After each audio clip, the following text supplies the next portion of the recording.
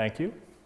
I certainly am not going to give any satisfactory answers because, as we know from Julian, all the papers written on this are unsatisfactory, including one that I was a co-author on, apparently. But I want to talk about three things. I want to stick really a little more closely than Julian did to the brain issues, although I agree that they connect to some of these broader nentity issues. I'm not sure nentity is really going to make it as a term for that, but it's too close to non-entity. But the nentity issues. I want to talk about three things in particular. First, I want to talk about the full dimensions of what I see as the dilemma that is driving the problem here. Second, I want to talk about the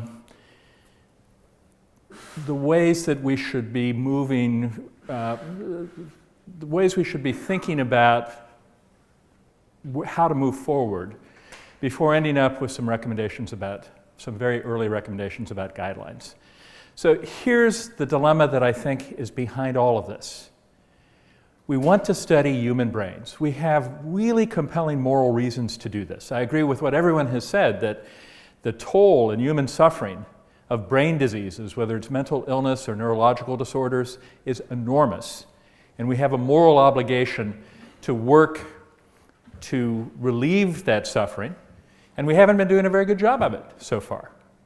One of the reasons for that is that the best way to examine and study a human brain is to look at a living human brain and a living human body. But humans are crummy laboratory animals. We have long generation times, we lie, we cheat, we have lawyers, you can't cut us up and examine us anytime you want. We are bad lab animals. And so we look for surrogates. And I think this is a story about human brain surrogates. And the surrogates, as has been pointed out, come in many different sorts. One is to look at mouse brains and mouse bodies, or rat brains and rat bodies, or happily not very often anymore, kitten brains and kitten bodies. Another is to look at flat layers of neurons. Another is to look at pieces of neuronal tissue. And all of these have some benefits, but they're all imperfect. None of them we know from sad experience, from, at this point, probably $100 billion of wasted big pharma money on clinical trials of things that seem to work in mice and rats. None of it translates perfectly to humans. So we try to make things that are more human-like so we can understand the human brain and the human body better. But the dilemma is, the better we get at making those things human-like, for understanding how human brains work in human bodies, the closer we get to backing into the ethical problems that keep us from using humans. The more similar it is, whatever our surrogate is, to a human brain and a human body, the more similar it is, or the stronger the issues are that get raised about its moral status, and whether that moral status is sufficiently similar to the moral status of humans as to make experimentation that's inappropriate with humans inappropriate with it. I do think that the organoids are just one of many areas here that raise this issue, and they're not the one that raise it most imminently. I agree with Madeline I think I agree with Madeline that the human non-human chimeras, human non-human brain chimeras, probably raise this most urgently, but also, I'm a little more concerned, I think, than she is about the issues of human brain tissue kept, quote, alive, close quote, ex vivo. And it's not just brain tumor tissue. It can be tissue excised in the course of human neurosurgery that is not itself tumorous, or it could be autopsied tissue. And I would draw your attention to a paper that has not yet been published, but was discussed for better or for worse in a magazine article in the Technology Review published by MIT about work done at Yale where pigs taken from a slaughterhouse that had been decapitated for 4 hours had their brains hooked up to a pump and perfused with a perfusate that had hemoglobin and glucose.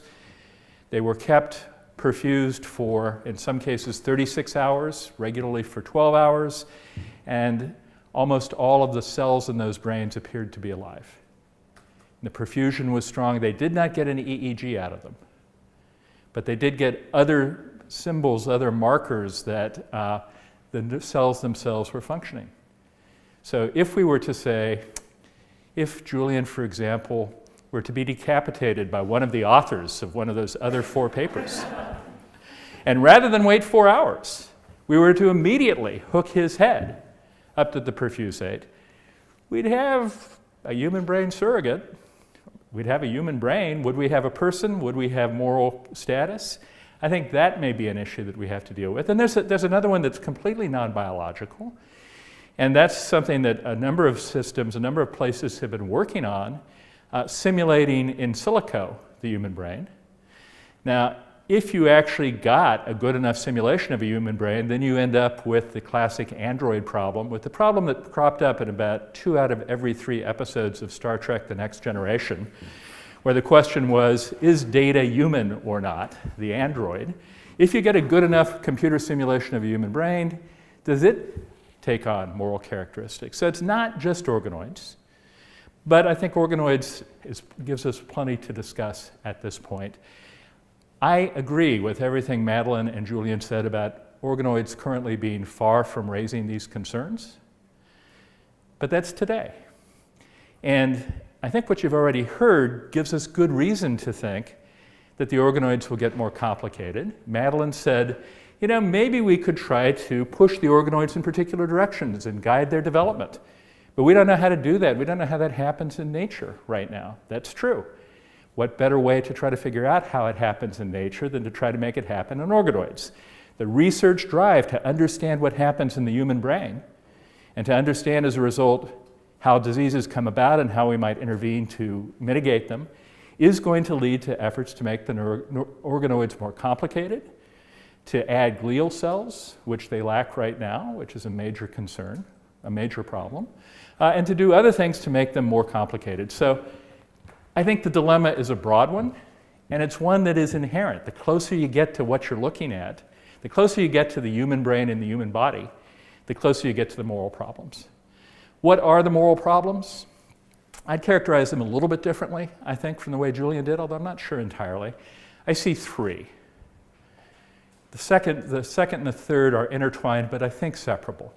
The first is animal welfare. Let's put the animal in scare quotes, because I'm not sure that an organoid is actually an animal, but the welfare of the nentity. I may end up using that just for want of anything better. The welfare of whatever it is that you've created. And that doesn't necessarily require consciousness to be worried about.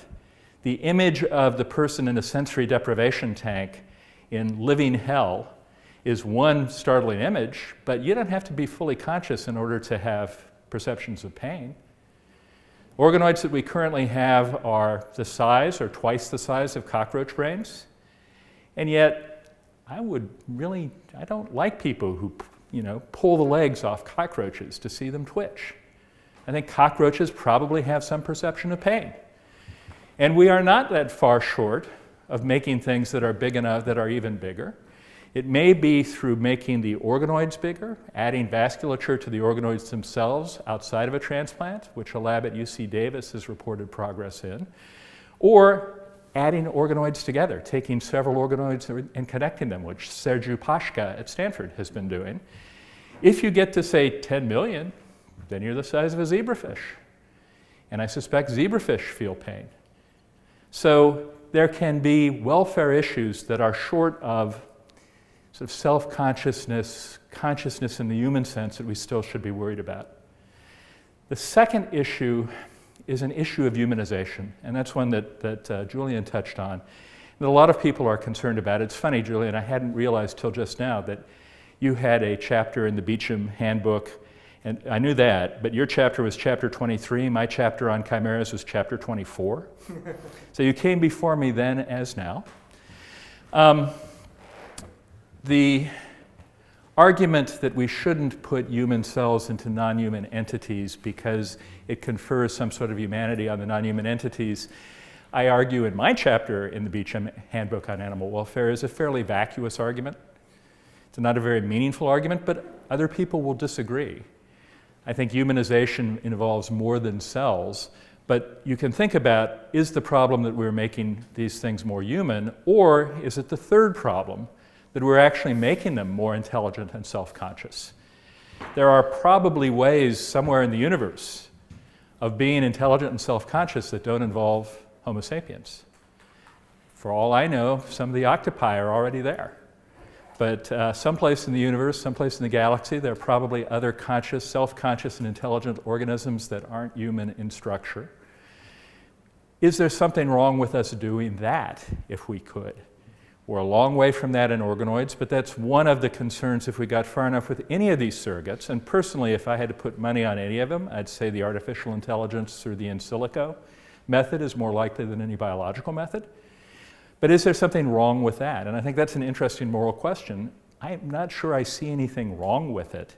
It depends on how we would treat the results, but I do think it would be really important for us to have a broad social discussion, and it's not the sort of thing that somebody alone in their lab should attempt. So, 3 problems: the welfare of the entity, humanization, and the creation of intelligence, self-consciousness, whatever those human characteristics are, but not necessarily humanization itself. What should we do? Where should we go? The good news is, I think, we've got time. We're not going to have organoids stand up and say, "Hi, I'm Joe," anytime soon. Although people working on input-output mechanisms may get there eventually. We got 5 years, we've got 10 years. With the chimeras, we've got 5 years. We may not have 10 years. We have some time to be thinking about it.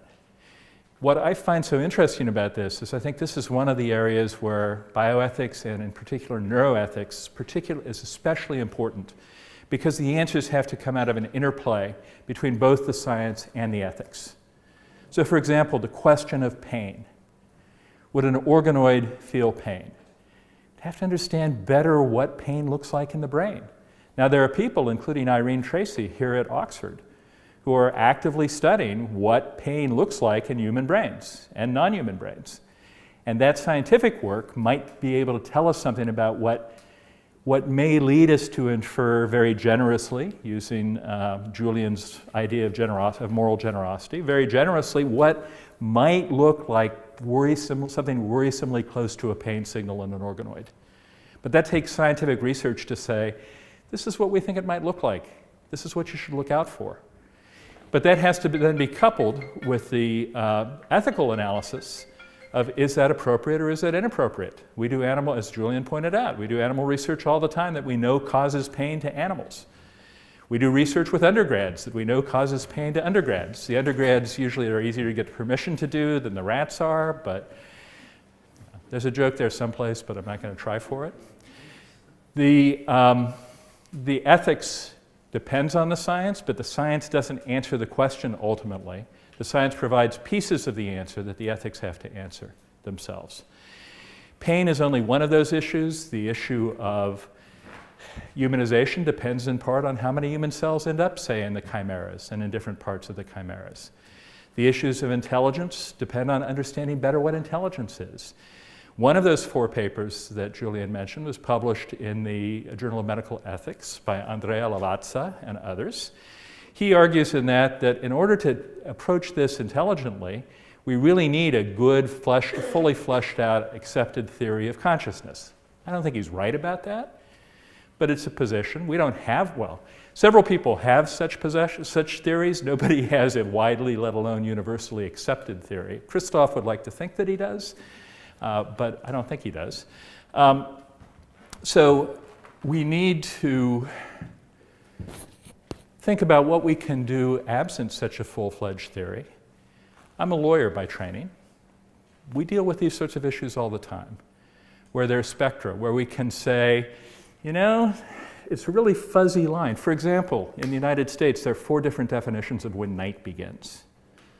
From sunset to 30 minutes after to 60 minutes after to 90 minutes after, depending on what the purpose is. It's a process of becoming night. There's not a moment for it.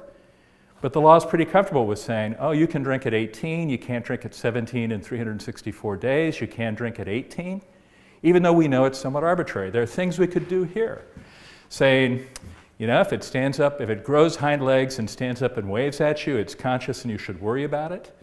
If it's a piece of brain tissue and there's no EEG, probably don't have to worry about it.